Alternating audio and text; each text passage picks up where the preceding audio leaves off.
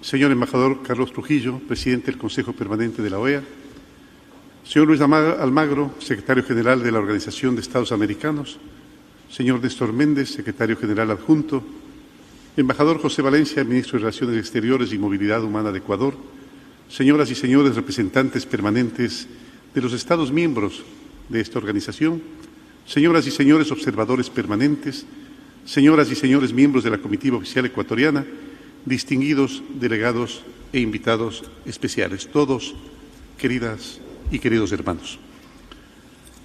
Les traigo el saludo de mi pueblo ecuatoriano, un abrazo de paz y amistad, de un país que quizá, por estar en la mitad del mundo, tiende siempre a unir las partes y a mantener el centro como equilibrio. Nuestra marca país es, ya lo decía el señor secretario general, nuestra marca país es el diálogo y la concertación. Nuestra marca país son los acuerdos mínimos. Nuestra marca país es no creerse dueños de la verdad absoluta. Nuestra marca país es pensar que la verdad, si es que es obtenida de muchas personas que, inteligenciadas en el tema, nos dan sus aportes, sacamos seguramente los mejores resultados de ella. La inteligencia múltiple, la racionalidad múltiple es el mejor mecanismo de obtener los mejores conceptos acerca de lo que puede ser la verdad y a lo mejor aproximarnos de alguna forma a ella. Se me ha dicho que luego de más de 17 años que un jefe de Estado visita a la OEA. Personalmente es un placer volver a la más antigua organización intergubernamental del mundo para reiterar el compromiso del Ecuador. Dije bien, volver, porque tuve el honor de ser elegido presidente del Comité Interamericano para la Eliminación de todas las formas de discriminación contra las personas con discapacidad, las EDIS, hace casi exactamente 7 años, allá por un jueves 26 de abril del 2012. Por eso puedo decir que conozco desde adentro este organismo, cuya preocupación por los excluidos y los derechos humanos respeto y también celebro. Como gobierno nos hemos reinsertado tras un periodo de desconfianza y recelo, y también estamos rearmando la integración en su más amplia y justa acepción, pues, además, es un objetivo estratégico establecido en la Constitución de la República. Celebro, decía, instrumentos como las cartas que establecen en tanto pilares de la OEA la promoción y fortalecimiento de la democracia representativa y alternativa en las Américas, o el derecho de esos pueblos a la democracia y la obligación de los gobiernos de promoverla y además también defenderla. Hemos aprendido que la democracia no se agota en las elecciones libres, está claro. No se agota en ella, por más que sean universales y transparentes. Su defensa es una tarea diaria, su ejercicio, el ejercicio de la democracia es una tarea diaria, es una tarea cotidiana. Es una tarea que en más de una ocasión depende de la circunstancialidad. Su defensa de sí es tarea diaria y continua, porque es más bien la vigencia del Estado de Derecho, el imperio de la ley sobre los intereses particulares y a favor siempre del bien común. El respeto por los derechos humanos, el equilibrio de las funciones y poderes, además de su autonomía y independencia, la atención a los más necesitados, el respeto de sus derechos, la promoción de un desarrollo social sostenible y, por supuesto, la distribución equitativa de la riqueza. Con este enfoque de democracia, entendemos que es derecho de toda persona expresar su opinión, decir lo que piensa y es obligación de todo gobierno escucharle. Por ello, al interior de la OEA deberíamos trabajar para que el voto en las urnas sea una expresión de esperanza, de sueños, que como tales siempre debemos tratar de concretarlos. Cuando presidí el CEDIS, conocí el curso para observadores electorales. De hecho, debo manifestar que me inspiré para crear uno similar respecto a la Convención de la ONU sobre los Derechos de las Personas con Discapacidad desde Ginebra. Democracia significa también justicia y equidad, cuidado de la naturaleza, formación, promoción de valores. En otras palabras, generar las condiciones mínimas para que todas las personas y sus familias puedan ver garantizadas sus necesidades básicas, por lo menos. Creemos que todo ser humano tiene una necesidad más básica que ninguna otra: sentirse amado, sentirse respetado. En otras palabras, ser una persona feliz.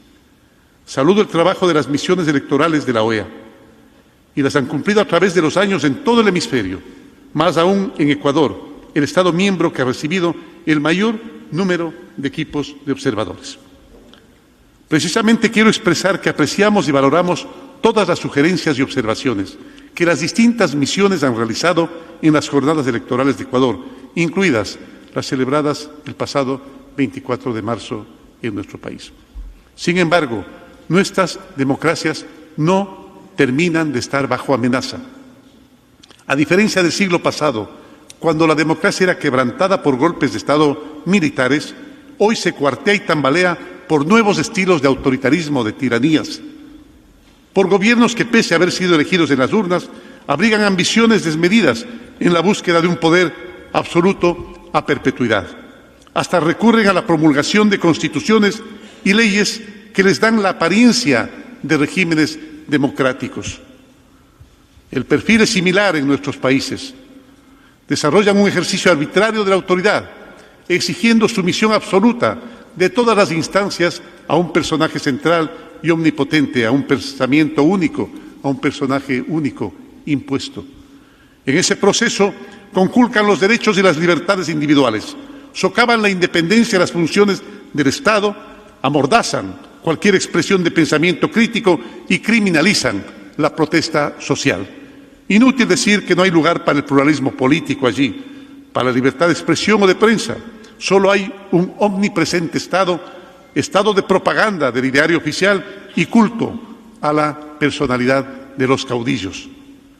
El ejercicio autoritario del poder, sin control posible por parte de las instituciones democráticas, que es a las cuales les corresponde, trae irremediablemente aparejada la corrupción a gran escala, el saqueo de los recursos del país y el saqueo de los recursos de su pueblo.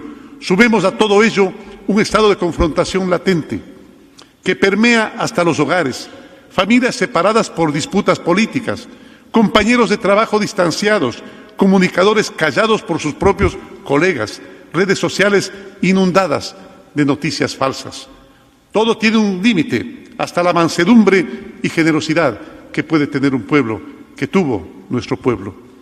Es esperanzador porque, por ejemplo, en el caso de Ecuador, tras una década de autoritarismo y de restricción de derechos y libertades, hayamos logrado reinstitucionalizar el país.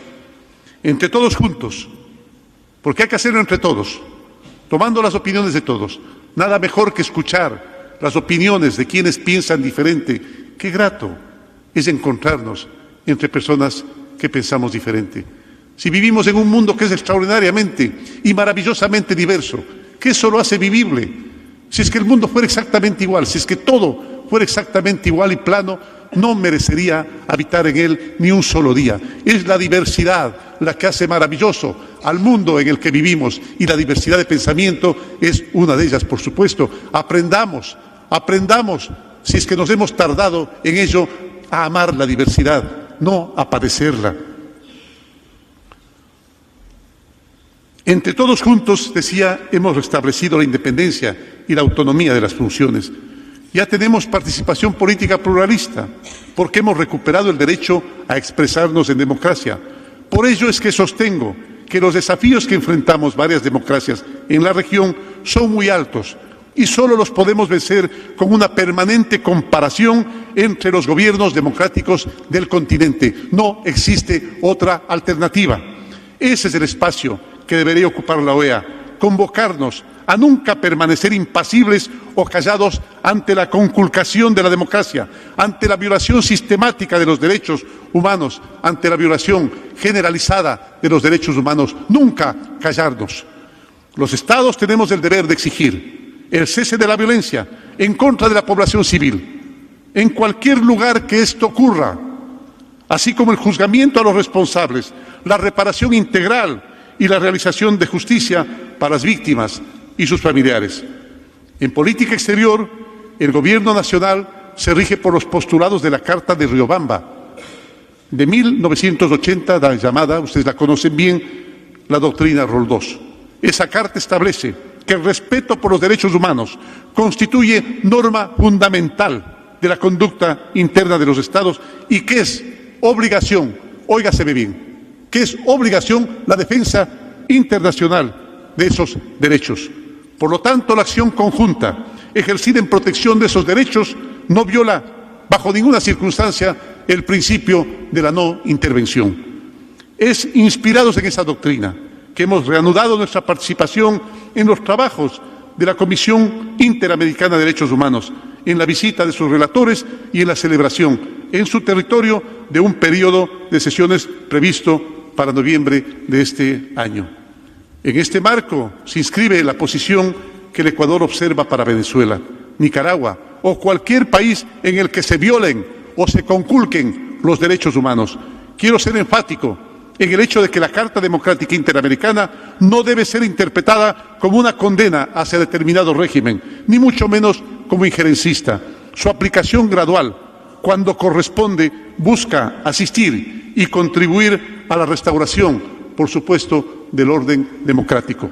Por cierto, me place comentar que ya hemos celebrado en Quito 3 reuniones para el examen regional del estado de nuestros hermanos venezolanos en situación de movilidad, que, como bien lo dijo el señor secretario, los hemos acogido con el cariño que merecen, hermanos que han sido desplazados. Nadie, bajo ninguna circunstancia, nadie abandona el suelo amado, nadie abandona a sus familiares, a sus amigos, su trabajo y, peor todavía, el bienestar de forma masiva. Millones de hermanos están siendo recibidos por los otros países de Latinoamérica, que siempre los reciben con cariño, pero por supuesto se generan dificultades que las hemos sabido afrontar.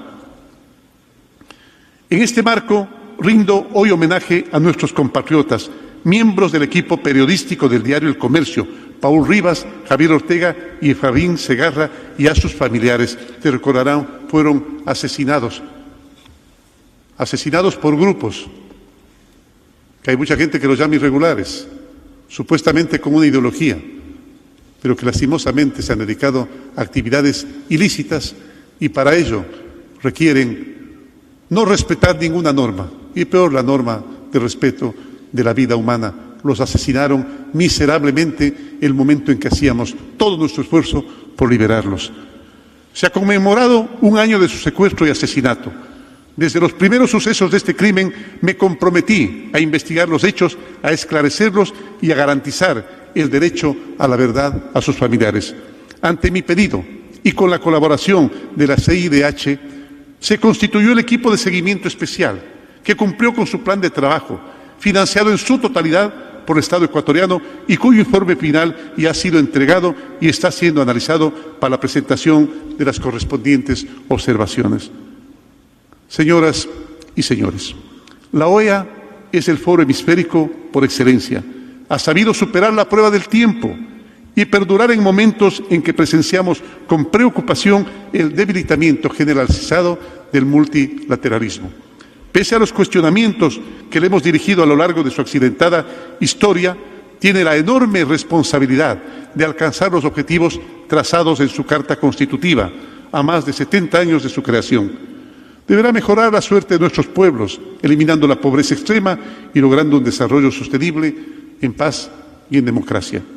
Precisamente en el encuentro de la Red Interamericana de Compras Gubernamentales que presidí en Quito el 3 de este mes, me referí al manejo de las compras públicas, el espacio más utilizado por varios gobiernos para corromper y para corromperse. Con las nuevas regulaciones analizadas por la delegación de OEA, y tan solo en el 2018 Ecuador ahorró con esas normas $450 millones en contrataciones públicas. Hoy miramos con gran expectativa el futuro de esta querida y noble organización de los Estados americanos. La vemos revitalizada en su dimensión política. Política, no solamente política, sino además institucional, como un espacio entre iguales, independiente de tamaños, independientemente también del poder que tengan los países. Ello supone reflexionar su estructura y además los temas de fondo y forma para que se puedan dar respuestas más eficaces a las nuevas amenazas. Lo repito permanentemente, siempre hay una mejor forma de hacer las cosas y, por supuesto, siempre hay una mejor forma de decir las cosas, ya que es importante cómo se digan las cosas. Ahora más que nunca, la lucha contra la corrupción y la profundización de la transparencia resultan vitales para fortalecer la democracia. Así podrá enfrentar los desafíos de este siglo, los nacionales, los transnacionales y los regionales, sensible siempre, por supuesto, a los grupos más vulnerables. Así podrá responder a los más caros anhelos de desarrollo integral, de cooperación solidaria y de integración de los Estados miembros. Y entonces aportará la perspectiva interamericana a la realización de los objetivos de desarrollo sostenible. De ahí que mi país celebre que en días pasados y por primera vez se ha adoptado en Guatemala un plan de acción para construir la Agenda Interamericana de Desarrollo Social, que incluye la atención a las personas con algún tipo de discapacidad y a los adultos mayores, a los cuales en el Ecuador definitivamente, de ser los olvidados, los ladeados, los olvidados de entre los olvidados de la historia, han pasado a ser los preteridos, los preferidos, los privilegiados. Ecuador procedió en marzo a depositar ante usted, señor Secretario General, el instrumento de ratificación de la Convención. Ecuador continuará contribuyendo al debate y análisis de los temas prioritarios de la región, como el de la seguridad multidimensional. Enfrentamos una guerra sin tregua ni cuartel contra la delincuencia organizada transnacional, contra el narcotráfico y sus delitos conexos, en especial el lavado de activos y el tráfico de armas. Esta lucha demanda una respuesta gubernamental e intergubernamental decidida, clara y, por supuesto, también coordinada. En este espíritu avanzan los preparativos para la 7ª reunión de ministros en materia de seguridad pública de las Américas, que será realizada en noviembre del año entrante. Pero antes, Ecuador será sede del grupo de trabajo sobre servicios de emergencia de la región, aquellos denominados el 911. Estamos convencidos de que el camino a seguir es la cooperación y el intercambio de buenas prácticas. Ecuador estará gustoso de compartir la experiencia adquirida en esta esfera, cuyo modelo de gestión nos ha convertido, sin duda alguna en ello, como líderes de la región. Mi país respaldará igualmente las iniciativas de cooperación solidaria promovidas por el Consejo Interamericano de Desarrollo Integral. Nos motiva mucho la creación de alianzas para el crecimiento de las micro, pequeñas y medianas empresas. En el periodo anterior en mi país se convirtió a los empresarios en los enemigos, en los corruptos, en los ladrones, en los que esquilmaban el dinero de los trabajadores. Nosotros los vemos como unos aliados, como aquellos aliados que, siendo los mayores generadores de inversión, producción, empleo y bienestar, son, vuelvo a recalcar, los mejores aliados para generar ese empleo tan necesario en nuestros países. Es también nuestra política de apoyo a los emprendimientos, porque son grandes generadores, vuelvo a recalcar, de empleo, especialmente en la población joven y las personas en situación de vulnerabilidad. Por otro lado, pronto emitiremos títulos de propiedad de territorios antes minados en la frontera sur, gracias a la colaboración de la OEA en el desminado humanitario. Muchísimas gracias por ello.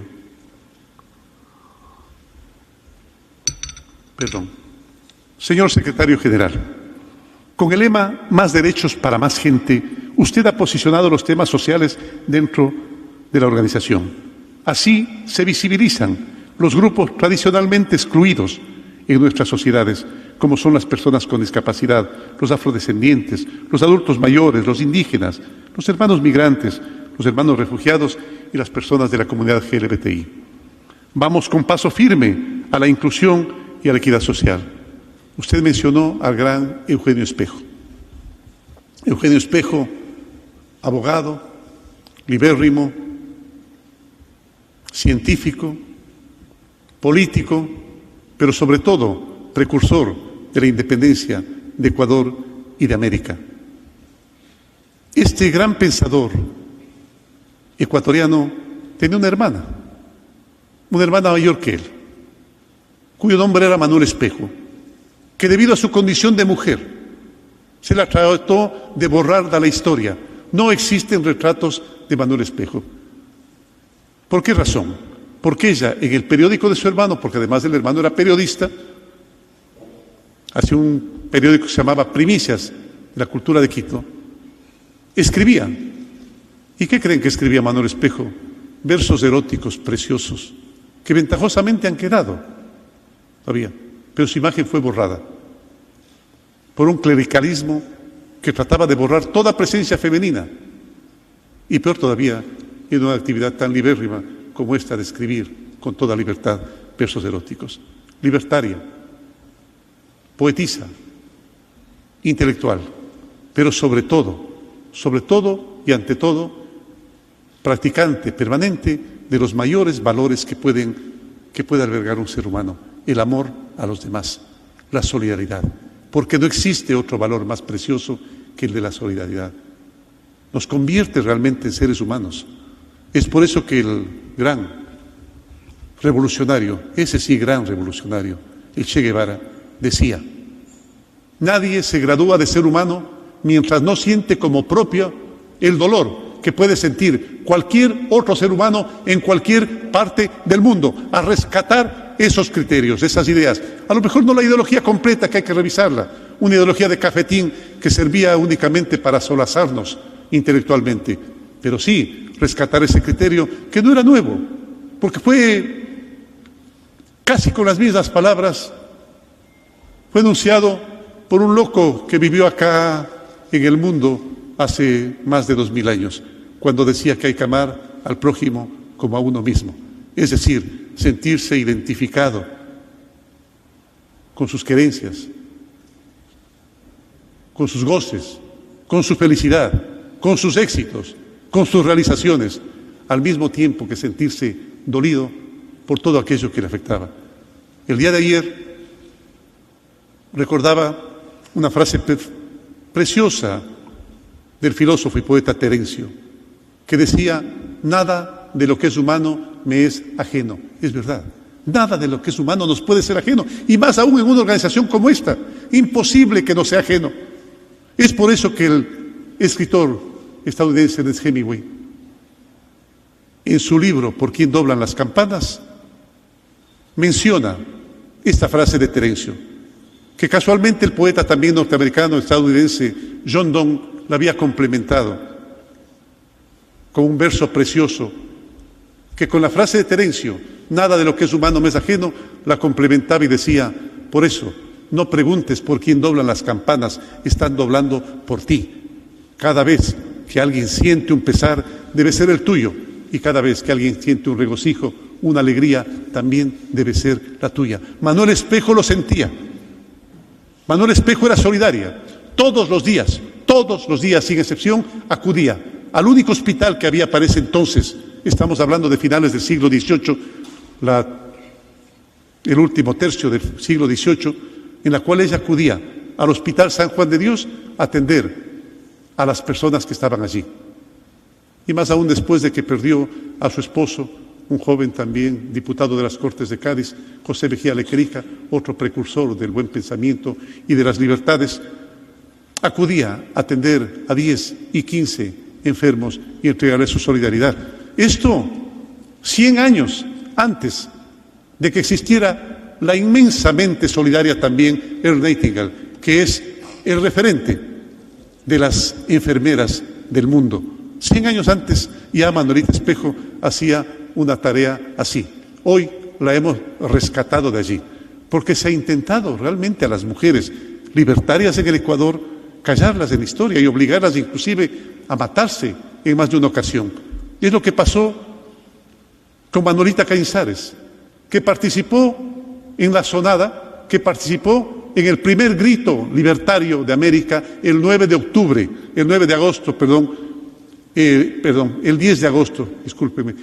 de agosto, y cuando el 9 de agosto estaban planificando ese golpe libertario, en la casa de ella, el momento en que a los hombres les empezó a flaquear las piernas,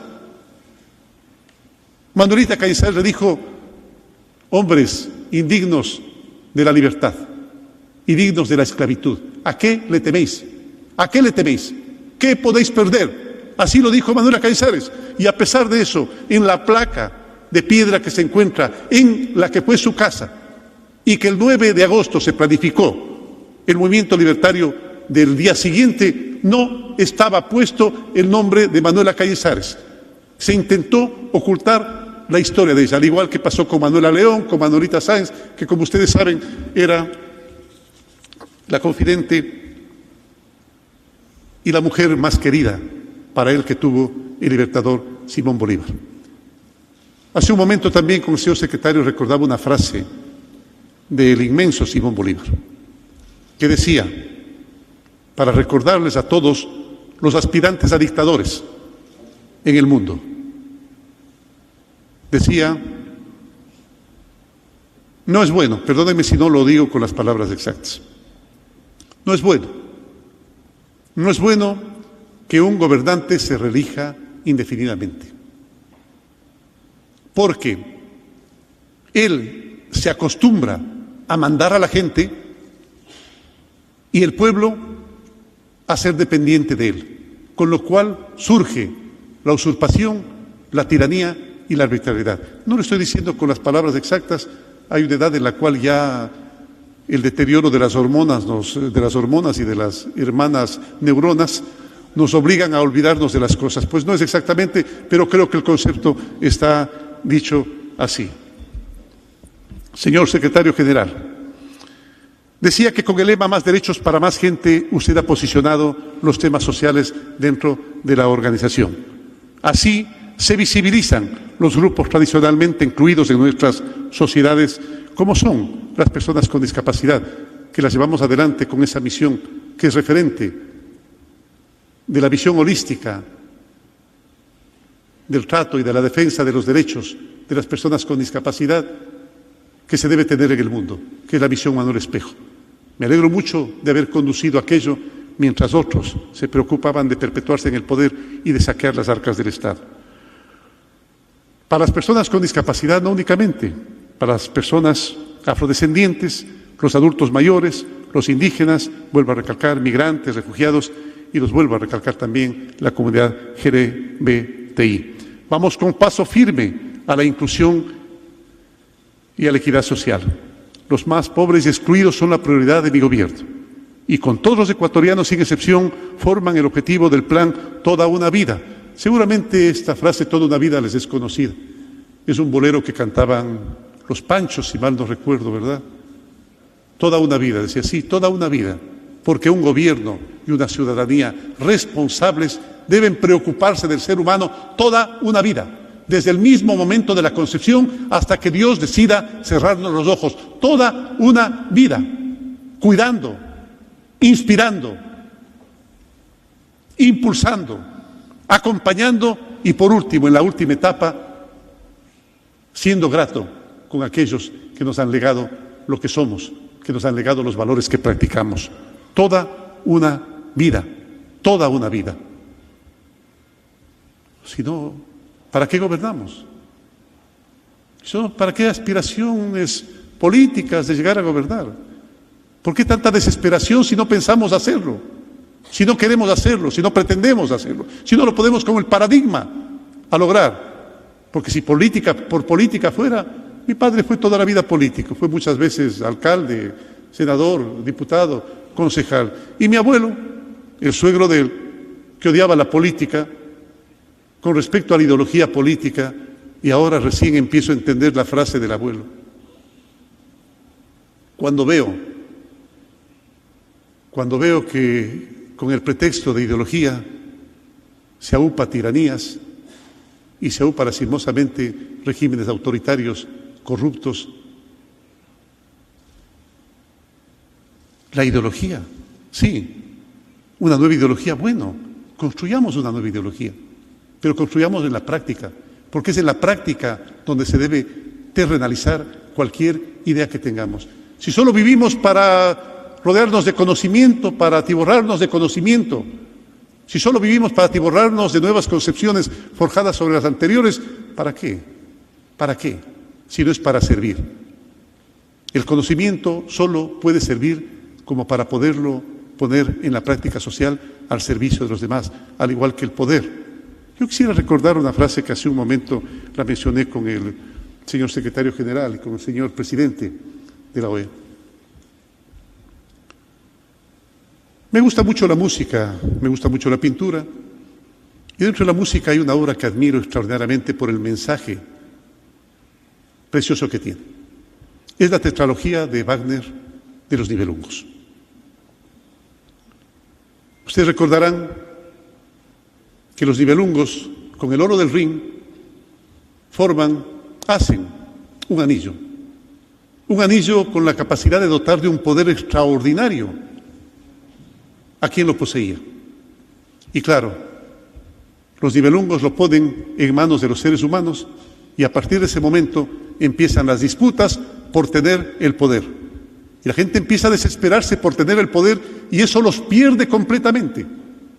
Les hace perder el valor fundamental de un ser humano, que es el valor que alberga, que es el paraguas, que cubre a todos los demás valores, que es el amor a los demás. Pierden la capacidad de amar, al igual que Frank Deutschmann, pues al igual que el holandés errante, también una ópera de Wagner, en la cual este holandés errante, un navegante, no encuentra puerto y está obligado a navegar mientras no encuentre el amor. Claro, él tuvo la valentía de buscarlo. En el caso del dios mayor del panteón escandinavo, el dios Wotan, o Odín, como lo conocen otros, en la tetralogía de Wagner, en la última parte, en la desesperación por buscar el poder, no hay crimen que no sea capaz de cometer por lograr su cometido, también de lograr ese poder absoluto. Y es eso que lo pierde a Wotan. Es por eso que la última parte de la tetralogía se llama el ocaso de los dioses. Allí es cuando los autoritarios se pierden, cuando creen que son las únicas personas capacitadas para gobernar y los únicos capacitados para ejercer la verdad, su verdad. Por eso, el poder debe ser transitorio, por respeto inclusive a los jóvenes que están a la expectativa también de poder aportar sus nuevas ideas al ejercicio del poder y del gobierno. Por respeto a ellos, el poder debe ser transitorio. Y ojalá abandonarlo lo más pronto que podamos, después de haber cumplido con la única tarea que tiene el poder, que es la de servir a los demás. Conversábamos, decía, con el señor secretario general acerca de aquello. Pero me olvidé de la frase del abuelo, creo, ¿no? Pero ahora me acuerdo, pues.